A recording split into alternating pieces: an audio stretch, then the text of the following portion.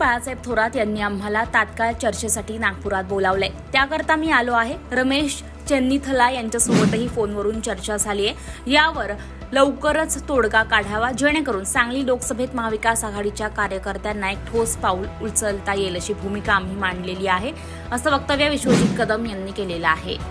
आणि या संदर्भात काल तातडीने महाराष्ट्र प्रदेश काँग्रेस कमिटीचे प्रांताध्यक्ष आदरणीय बाळासाहेब नाना पटोलेजी आणि विधिमंडळाचे नेते आदरणीय बाळासाहेब थोरातजी यांनी आम्हाला तातडीने बोलवलं आणि काल त्यांच्याशी मी जिल्हाध्यक्ष विक्रमजी सावंत, पृथ्वीराजजी पाटील आणि आमच्या सगळ्यांच्या चर्चा सखोल नाना पटोले आणि थोरात साहेबांशी झाल्या।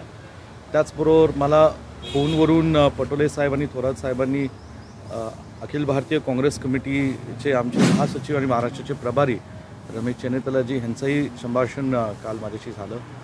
के.सी. वेणुगोपालजींची माझं संभाषण झालं आणि सांगलीमध्ये जी थोडीशी परिस्थिती उद्भवली त्या बाबतीतला मी त्यांना संपूर्ण आढावा मांडला आणि लवकरात लवकर ह्यातनं एक संयुक्त मार्ग काढावा जेणेकरून महाराष्ट्रात महाविकास आघाडी आणि सांगली जिल्ह्यामध्ये सुद्धा महाविकास आघाडीच्या संदर्भात एक ठोस पाऊल काँग्रेस पक्षाच्या कार्यकर्त्यांना आणि नेत्यांना येणाऱ्या दिवसातच उचलता येईल।